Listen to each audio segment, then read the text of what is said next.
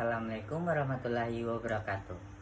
Kami dari kelompok 6 akan menjelaskan mengenai morfologi, klasifikasi, dan pemetaan tanah, di mana anggota kelompok 6 terdiri dari Hidayanti, Muhammad Fazlur Rahman, Eki Restiana, Laronal, Muhammad Hassandi, dan Lufita Sari.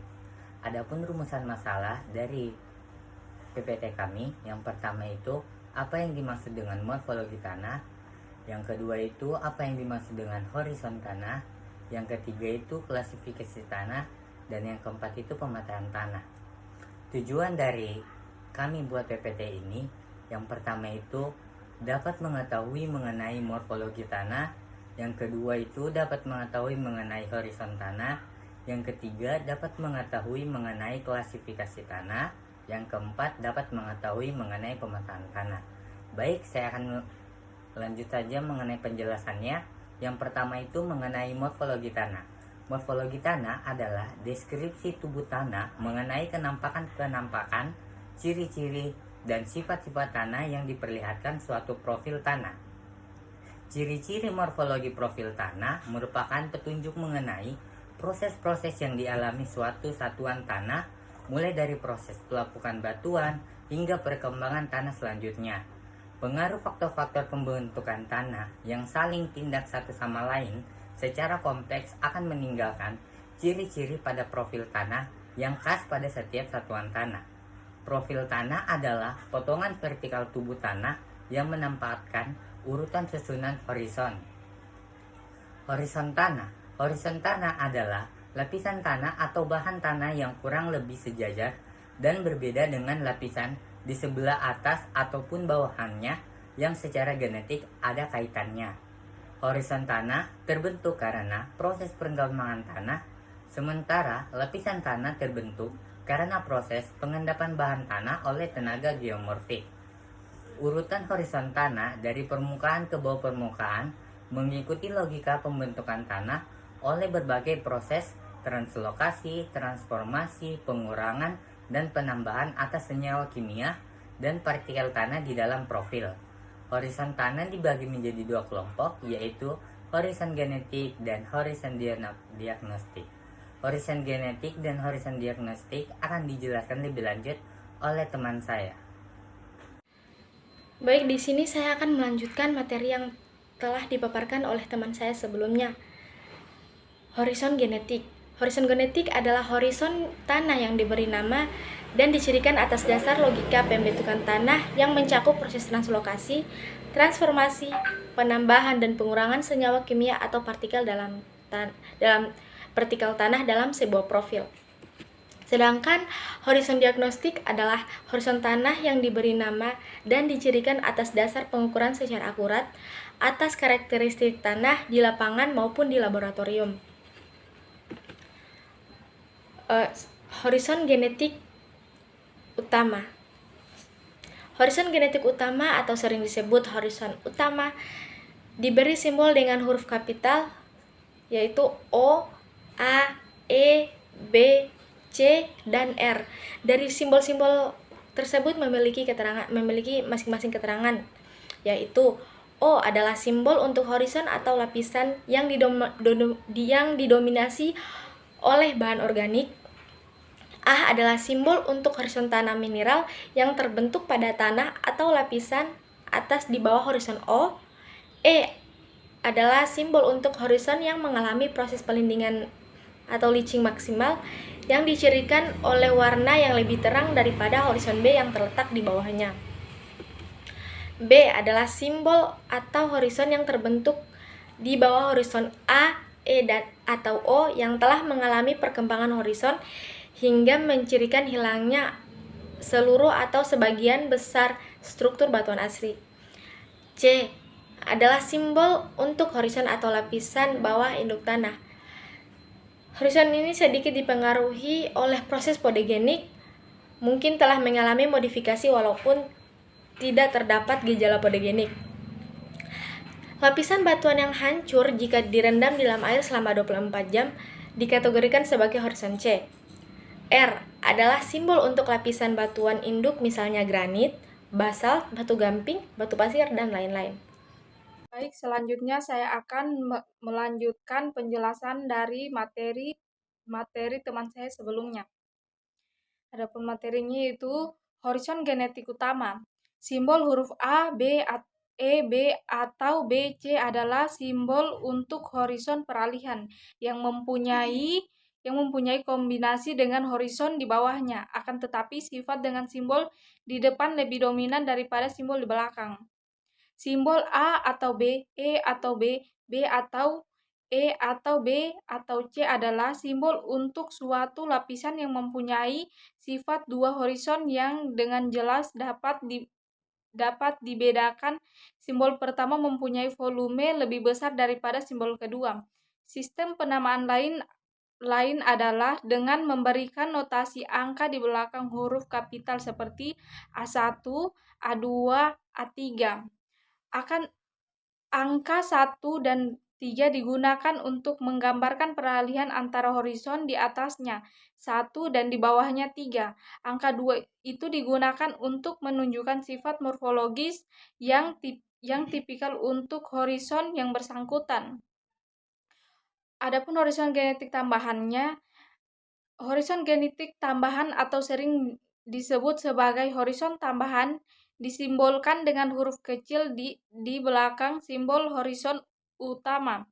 Horizon tambahan mempunyai makna khusus mengenai proses perkembangan tanah yang lebih spesifik dibandingkan dengan proses perkembangan tanah umum yang tergambarkan pada horizon utama. Macam-macam horizon tambahan adalah sebagai berikut. A adalah simbol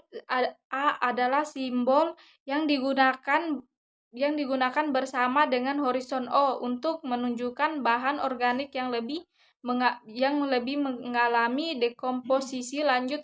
Kandungan serat kasar remasan kira-kira kurang dari 17% volume.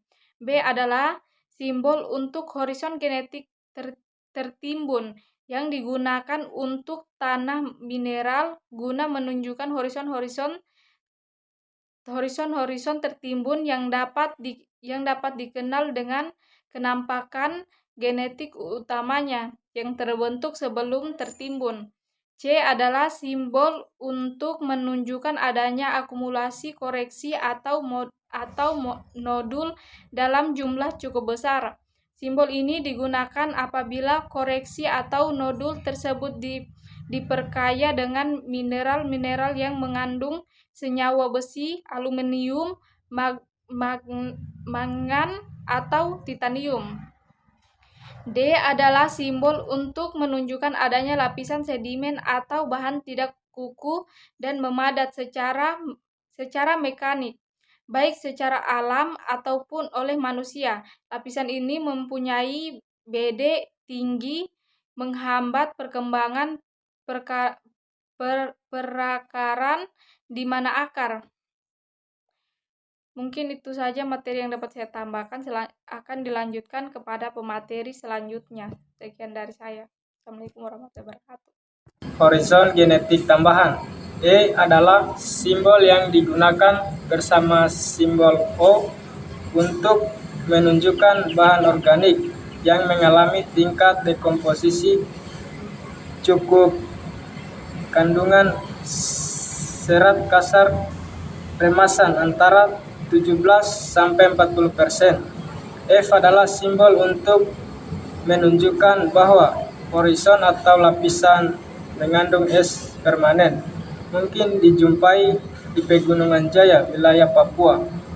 G adalah simbol untuk menunjukkan salah satu senyawa besi yang telah tereduksi dan dipindahkan selama proses pembentukan tanah atau kondisi jenuh air sedemikian rupa sehingga menciptakan keadaan reduksi sebagai besar bahan yang tereduksi, mempunyai kroma rendah dan banyak karatan.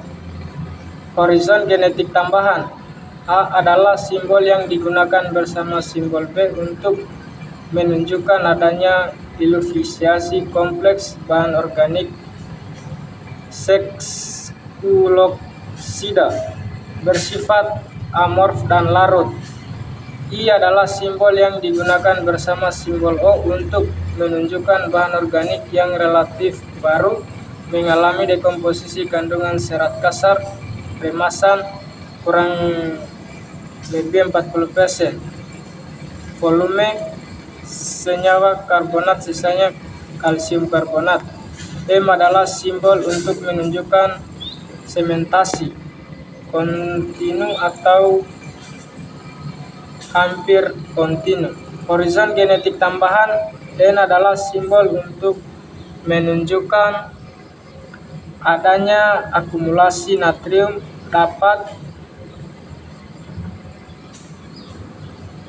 dapat tukar.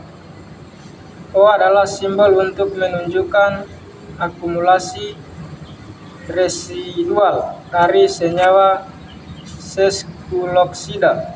P adalah simbol untuk menunjukkan horizon yang telah diolah, horizon O yang diolah menjadi horizon OP, horizon AEB atau C yang diolah menjadi horizon AP.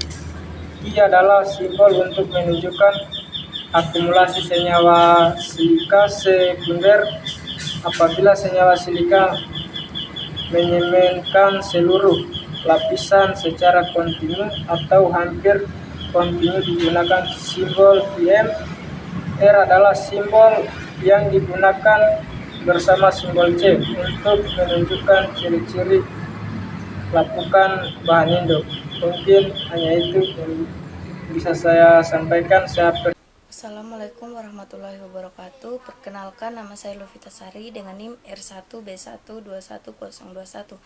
Baik, saya akan melanjutkan materi kelompok saya, yaitu horizon genetik tambahan. S adalah simbol yang digunakan bersama B untuk menunjukkan adanya iluviasi kompleks senyawa sesquioksida, bahan organik larut dan amorf. Simbol S juga digunakan dalam kombinasi dengan H menjadi BHS yang berarti komponen bahan organik dan sesquioksida cukup dominan. SS adalah simbol yang digunakan untuk menunjukkan adanya bidang kilir. T adalah simbol yang menunjukkan akumulasi lempung baik melalui proses iluviasi atau translokasi lempung ataupun kombinasi keduanya. V adalah simbol untuk menunjukkan adanya plant heat. W adalah simbol yang digunakan bersama B untuk menunjukkan adanya perkembangan warna atau struktur ataupun kombinasi keduanya, tetapi kurang mencirikan iluviasi secara jelas. X adalah simbol untuk menunjukkan lapisan yang teguh, rapuh, BD tinggi, terbentuk secara pedogenetik. Y adalah simbol untuk menunjukkan akumulasi gips, CaSO. Z adalah simbol untuk menunjukkan akumulasi garam-garaman yang lebih mudah larut daripada gipsum. Klasifikasi tanah. Klasifikasi atau sistematika penggolongan tanah ialah pemberian nama satuan-satuan tanah menurut kriteria tertentu dan berdasarkan sifat-sifat yang mencirikan atau sifat diagnostik yang ada pada tanah.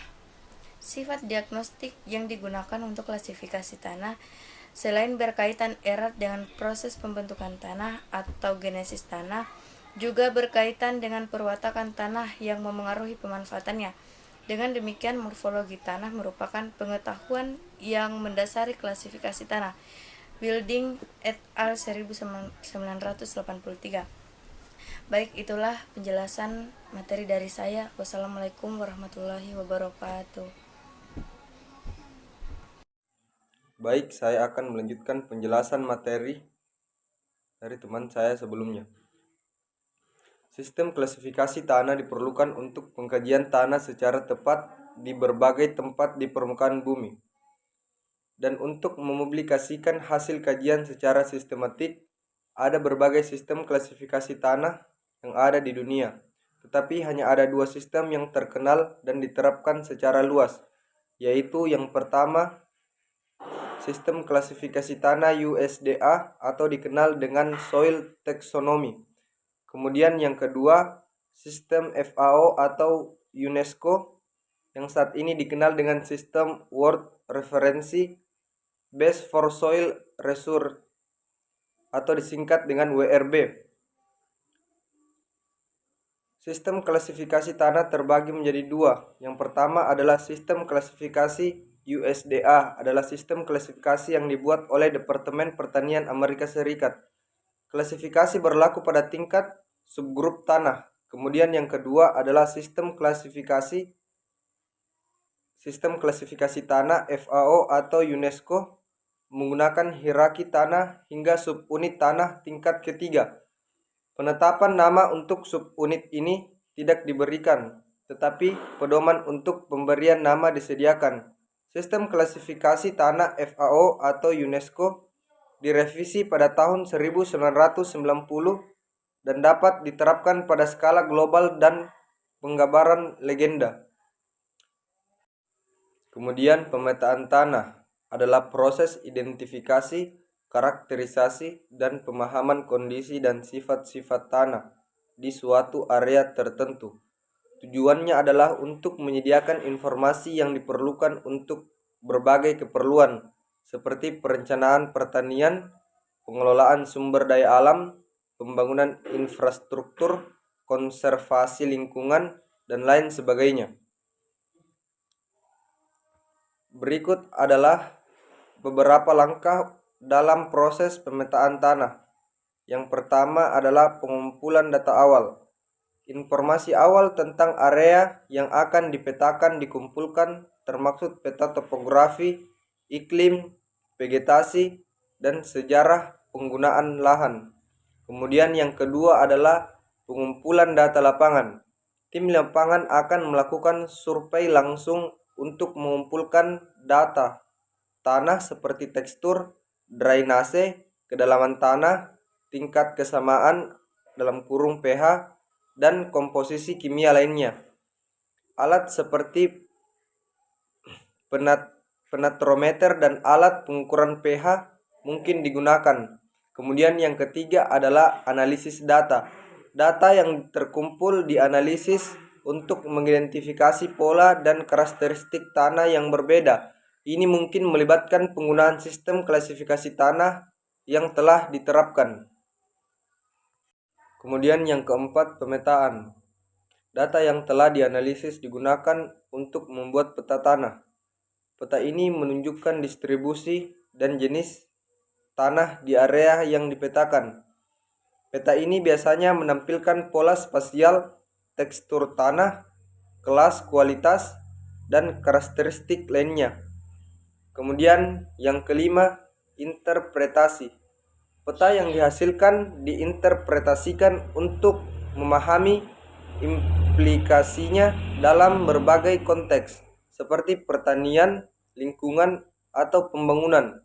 Kemudian yang keenam, penggunaan informasi.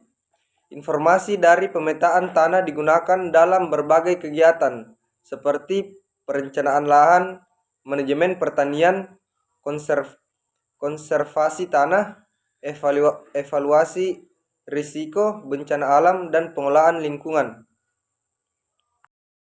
Baik, adapun kesimpulan dari PPT ini, yang pertama itu morfologi tanah adalah deskripsi tubuh tanah mengenai kenampakan, ciri-ciri dan sifat-sifat tanah yang diperlihatkan suatu profil tanah.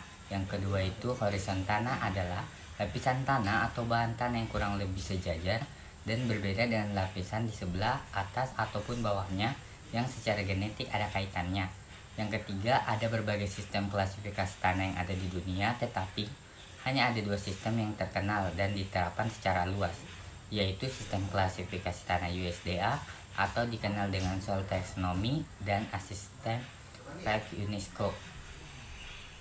Sekian dari presentasi kelompok kami, kurang dan lebihnya mohon dimaafkan. Wabillahi taufiq wal hidayah. Wassalamualaikum warahmatullahi wabarakatuh.